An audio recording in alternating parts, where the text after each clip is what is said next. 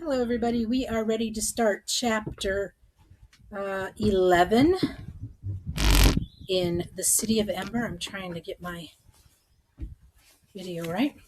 Lizzie's Groceries, and it is on page 140. Linda spent all that day in Mrs. Murdo's house, which was just like theirs, only neater. There was one couch and one fat chair covered in fuzzy striped material. One big table, only Mrs. Murdo's table wasn't wobbly like theirs. On the table was a basket, and in the basket were three turnips, each of them lavender on one end and white on the other.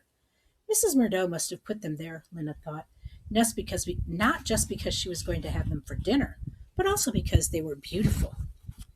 Lena sat sideways on the couch with her legs stretched out, and Mrs. Murdo covered her with a soft gray-green blanket. This will keep you warm, she said, tucking it around Lena's legs. Lena didn't really feel cold, but she did feel sad, which was in a way the same. The blanket felt good, like someone holding her. Mrs. Murdo gave Poppy a long purple scarf to play with and made a creamy mushroom soup with potatoes. And all day Lena stayed there, snuggled under the blanket. She thought about her grandmother, who had had a long and mostly cheerful life. She cried some and she fell asleep. She woke up and played with Poppy. The day had strange but comforting feel to it, like a rest between the end of one time and the beginning of another. On the morning of the next day, Lena got up and got ready to go to work. Mrs. Murdo gave her beet tea and spinach hash for breakfast. The singing's coming up soon, she remarked to Lena as they ate. Do you know your part? Yes, said Lena. I remember it pretty well from last year. I rather like the singing, said Mrs. Murdo. I love it, Lena said. I think it's my favorite day of the year. Once a year, the people of the city came together to sing the three great songs of Ember. Just thinking of it made Lena feel better. She finished her breakfast and put on her red jacket. Don't worry about Poppy, I'll take care of her, said Mrs. Murdo, as Lena headed for the door. When you come back this evening, we'll talk about how to proceed. Proceed? Said Lena. Well, you can't live by yourselves, just of two of you, can you? We can't? Certainly not, said Mrs. Murdo sternly. Who's going to take care of Poppy while you're off delivering messages? You must move in here with me. I have an empty bedroom after all, and quite a nice one. Come and look. She opened a door at the far end of the living room, and Lena peeked in. She had never seen such a beautiful, cozy room. There was a big, lumpy bed covered with a faded blue blanket, and at its head 4 plump pillows. Next to the bed was a chest of drawers with drawer handles shaped like teardrops, and a mirror attached to the top.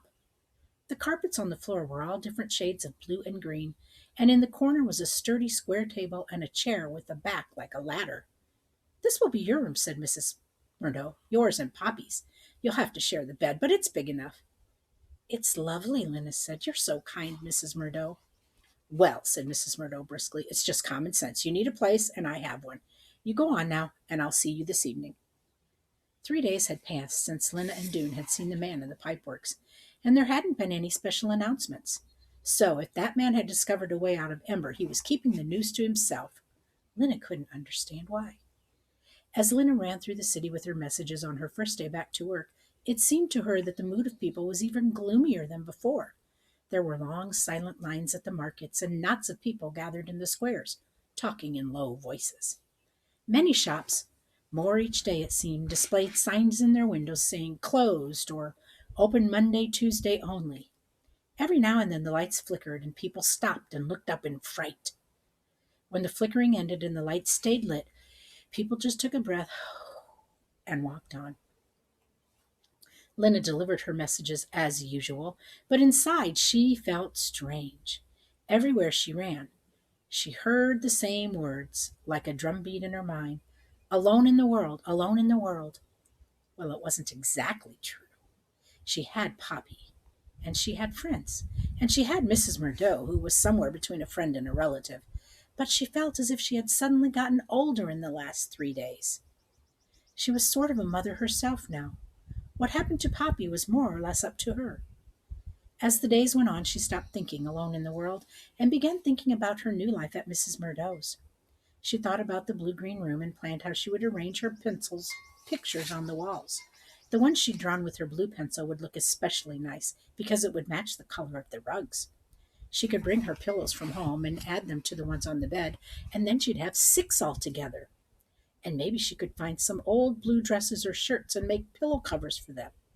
The blue green room, the orderly apartment, the meals cooked, and the blankets tucked in cozily at night. All of this gave her a feeling of comfort, almost luxury. She was grateful for Mrs. Murdo's kindness. I am not yet ready to be alone in the world, she thought.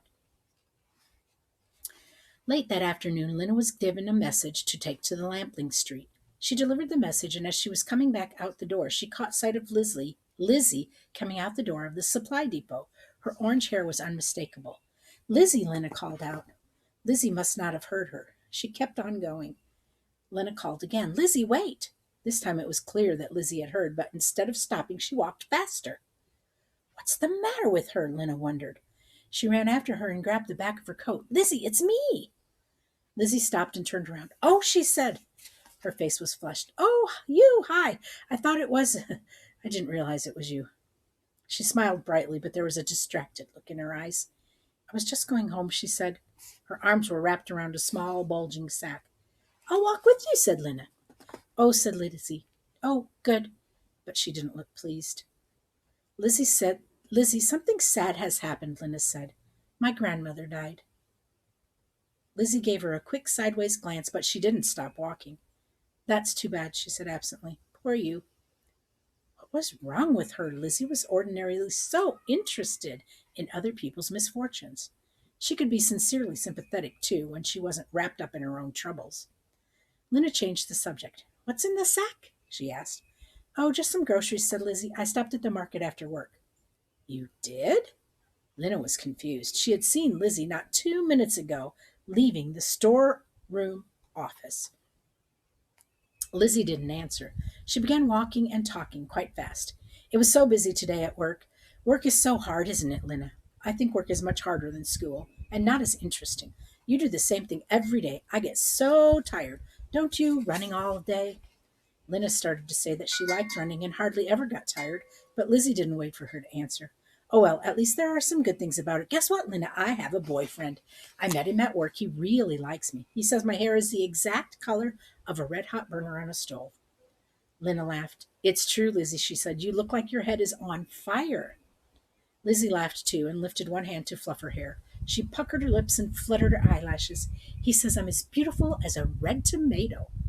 They were crossing Toric Square now. It was crowded in the square. People had just left work and were lining up at the shops and hurrying along with packages.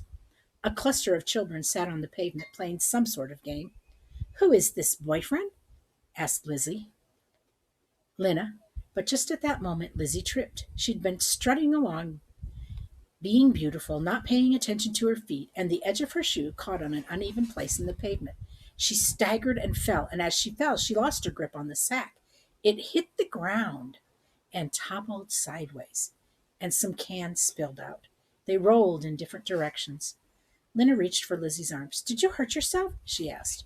But Lizzie went scrambling after the cans so quickly it was clear she wasn't hurt. Wanting to help, Lena went after the cans too. Two had rolled under a bench, and another was going towards the children, who were on their feet now, watching Lizzie's wild spider-like motions. Lena picked up the cans under the bench, and for a second her breath stopped. One of them was a can of peaches. Peaches, it said right on it, and there was a picture of a yellow globe. No one she knew had seen a can of peaches in years. She looked at the other one, and it was just as amazing. Creamed corn, it said. Excuse me. I'm sorry, there's a lot of pollen out here. Lena remembered having creamed corn once as a thrilling treat when she was 5 years old. I need to take a drink.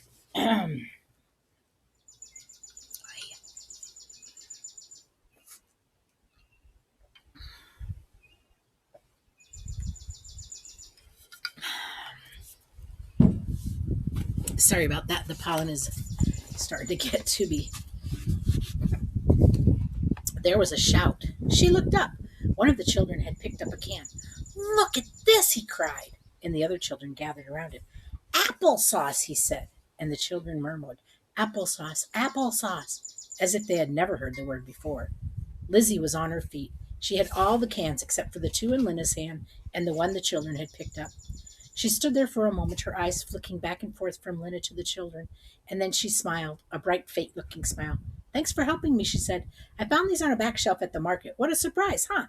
You can keep those." She waved the back of her hand at the children, waved again at Lena, and then took off holding the sack by its neck so that it hung beside her and banged against her legs. Lena didn't follow her. She walked home thinking about Lizzie's sack of cans. You simply did not find cans of peaches and applesauce and creamed corn on the back shelves of markets. Lizzie was lying. And if the cans hadn't come from the market, where had they come from? There was only one answer. They had come from the storerooms. Somehow Lizzie had gotten them because she worked in the storeroom office. Had she paid for them? How much? Or had she taken them without paying? Mrs. Murdo had cooked a dinner of beet and bean stew for them that night. When Lena showed her the two cans, she gasped in astonishment. "Where did you get these?" she asked. "From a friend," said Lena. "And where did your friend get them?" Lena shrugged. "I don't know." Mrs. Murdo frowned slightly, but she didn't ask any more questions. She opened the cans, and they had a feast. Creamed corn with their stew and peaches for dessert. It was the best meal Lena had in a very long time, but her enjoyment of it was tainted just a little by the question of where it had come from. The next morning, Lena headed for Broad Street. Before she started delivering messages today, she was going to have a talk with Lizzie. She spied her half a block from the storeroom office. She was sauntering along, looking in shop windows. A long green scarf was wound around her neck.